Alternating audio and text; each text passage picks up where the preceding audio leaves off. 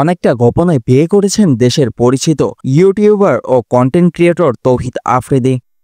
গত জুলাইয়ের আন্দোলনে নানা বিতর্কের সৃষ্টির পর ঘরোয়া আয়োজনেই বিয়ে সেরেছেন তিনি।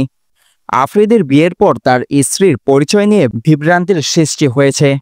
প্রথমে দাবি করা হয় রাইসা নামের এক তরুণীকে বিয়ে করেছেন তিনি, যিনি টিকটকে বেশ পরিচিত।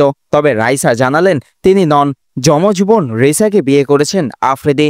বিষয়টি নিয়ে সামাজিক যোগাযোগ মাধ্যমে বুলিংয়ের শিকার হয়েছেন এই তরুণী।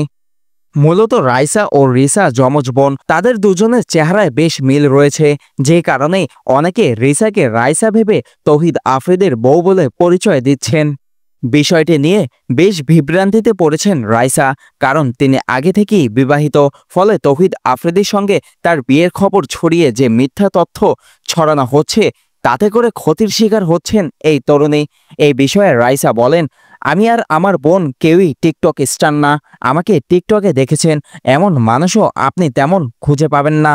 তবে হ্যাঁ, আমি ব্র্যান্ড প্রমোট করি, কিন্তু 2023-এ বিয়ে এবং এরপর মা হওয়ার পর সামাজিক যোগাযোগ মাধ্যমে সক্রিয় ছিলাম না। আমার পরিবার এবং স্বামীর পরিবারের একটি ভালো পরিচিতি আছে, এরপরও বুলিংয়ের শিকার হতে হচ্ছে। বিষয়গুলো নিয়ে আমি প্রয়োজনে আইনি ব্যবস্থা নেব।